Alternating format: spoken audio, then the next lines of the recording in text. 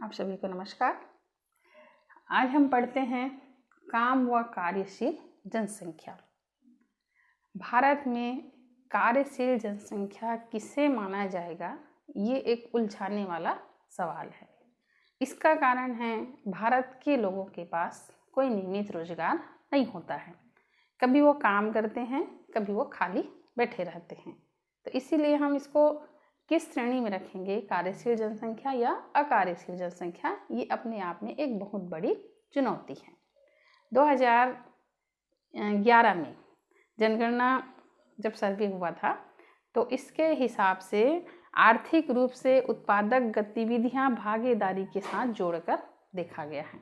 यानी जो जनसंख्या आर्थिक रूप से उत्पादन की गतिविधियों के साथ जुड़े रहेंगे उसको ही कार्यशील जनसंख्या के रूप में देखा गया है।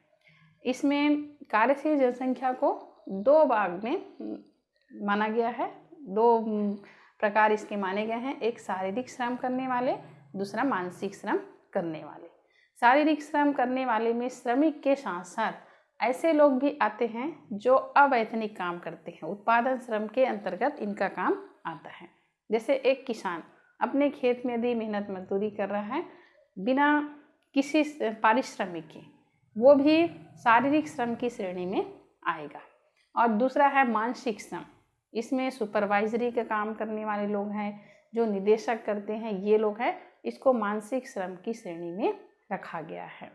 और ऐसे लोग जो घरेलू काम करते हैं इसको उत्पादन श्रम नहीं माना जाता, ये अर्थशास्त्र की भाषा में। जैसे मान लीजिए एक महिला यदि घर में झाड़ू पोछा करती है, अपने घर में झाड़ू पोछा करती है, खाना बनाती है, तो इसको हम उत्पादक श्रम नहीं मानते, क्योंकि अपने घर में काम करने के लिए वो कोई वेतन नहीं लेती है। लेकिन यदि इसी को वो किसी दूसरे जगह जा कर के झाड़ू पोछा बर्तन करेगी, जिसके बदले में उसको वेतन मिलता है, पैसा मिलता है, मिलता मिलता है, तो ये श्रम की श्रेणी में आएगा। ये अर्थशास्त्र की परिभाषा में है। तो भारत में उत्पादक जो श्रम है, इसमें जनगणना में किसे श्रमिक माना जाएगा? इसका उत्तर ये है कि श्रमिक यहाँ पर दो प्रकार, शारीरिक और मानसिक, जो दोनों इस काम में लिप्त हैं, जो दोनों ये काम को करते हैं, उसको ही उत्पादक श्रम माना जाता है। 2000 गणना की जनसंख्या के हिसाब से भारत में 30% लोग मुख्य रूप से उत्पादक कार्य में लगे हुए हैं और 10% लोग आंशिक रूप से उत्पादक कार्य करते हैं। लगभग 60% लोग उत्पादन कार्य में नहीं हैं। इन्हें 10 लोग उत्पादक कार्य करते हैं, श्रम के रूप में कार्य करते हैं। 10% लोग आंशिक रूप से करते हैं, कभी करते हैं कभी नहीं करते हैं, और 60% लोग उत्पादक कार्य करते ही नहीं हैं। जहाँ तक छत्तीसगढ़ की बात है, छत्तीसगढ़ में थोड़ा सा फर्क है। यहाँ 32% लोग मुख्य रूप से उत्पादक कार्य में लगे हुए हैं, 16% लोग आंशिक रूप से उत्पादक कार्य करते हैं और लगभग 62% लोग उत्पादक कार्य में लगे हुए नहीं हैं। तो ये हर राज्य की अलग अलग आंकड़ा है। उस हिसाब से हम ये ज्ञात करते हैं कि एक राज्य में जो वहाँ की जनसंख्या है वो कितनी कार्यशील है, कितने सही तरीके से कार्य करती है या अपने कार्य को कितने हद तक वो करते रहती है, कभी बेरोजगार नहीं रहती है, हमेशा वो कार्यरत जनसंख्या कहलाती है। इसके बाद हम पढ़ेंगे साक्षरता। 2011 की जनगणना के अनुसार हमारे देश की साक्षरता दर 74.4% है। भारत में साक्षरता दर ये 2011 की जनगणना के अनुसार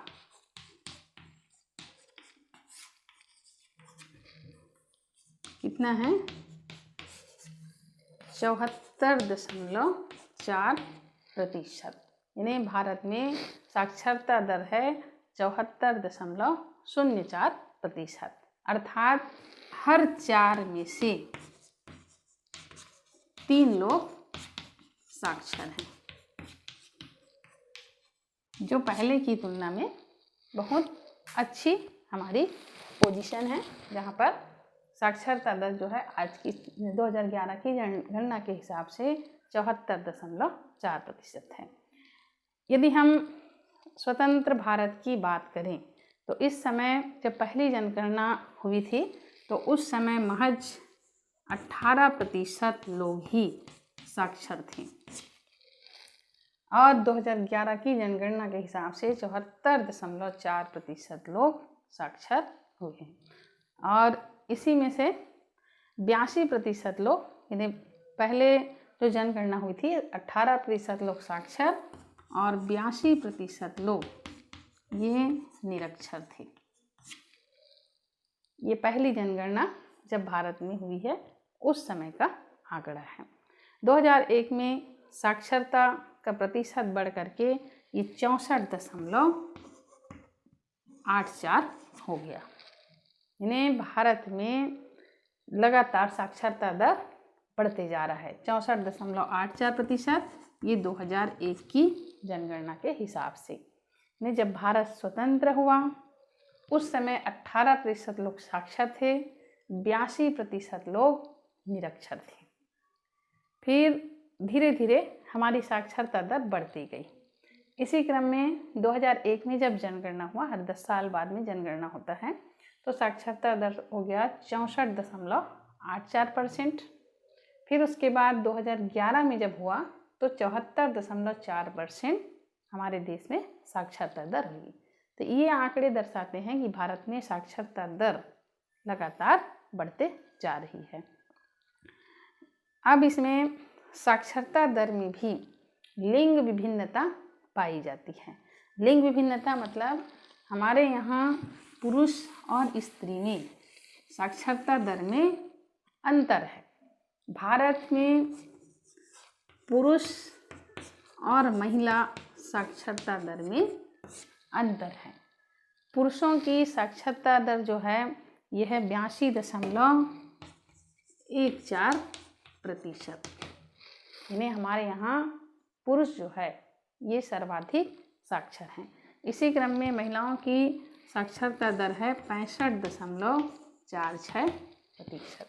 यानी आज भी महिलाएं पुरुषों की तुलना में साक्षरता दर के मामले में पीछे हैं। अब अलग अलग राज्य में भी साक्षरता दर अलग अलग पाई जाती है।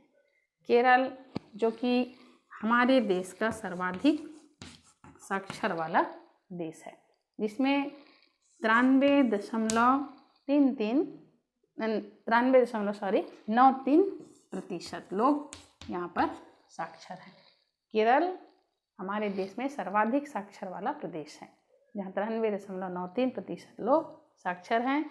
इसी क्रम में मिजोरम में हैं 91.98। और अलग अलग राज्य का भी है, जैसे त्रिपुरा है ये 87.75%। तो हर राज्य की अपनी अपनी साक्षरता दर जो है अलग अलग है। फिर बिहार जो है यहाँ पर कम है, बिहार में है 63.82% लोग साक्षर हैं। और राजस्थान में है 67.06%। झारखंड में 67.65%। तो इस प्रकार से हम देखते हैं कि हमारे यहाँ हर राज्य में साक्षरता दर जो है अलग अलग पाई जाती है। अलग अलग महिलाओं की साक्षरता दर है, पुरुषों की साक्षरता दर है। तो जनगणना के आंकड़े से ही हमको पता चलता है कि हमारे देश में कुल साक्षर व्यक्ति कितने हैं, कुल महिला साक्षरता कितनी है, कुल पुरुष साक्षरता कितनी है। फिर उसके बाद हर राज्य की अपनी अपनी साक्षरता दर कितनी है। और जब शुरू जनगणना हुआ तो उस समय साक्षरता दर हमारे यहाँ क्या थी। फिर उसके बाद हर 10 वर्ष में जब जनगणना होता है तो हमारे यहाँ साक्षरता दर किस प्रकार से लगातार बढ़ती जा रही है। तो ये सब आंकड़ों की जानकारी हमको प्राप्त होती है जनगणना से। जनगणना का हमारे जीवन में महत्वपूर्ण स्थान है। आज के इस वीडियो में बस इतना ही, बाकी हम पढ़ेंगे अगले वीडियो में। तब तक के लिए नमस्कार।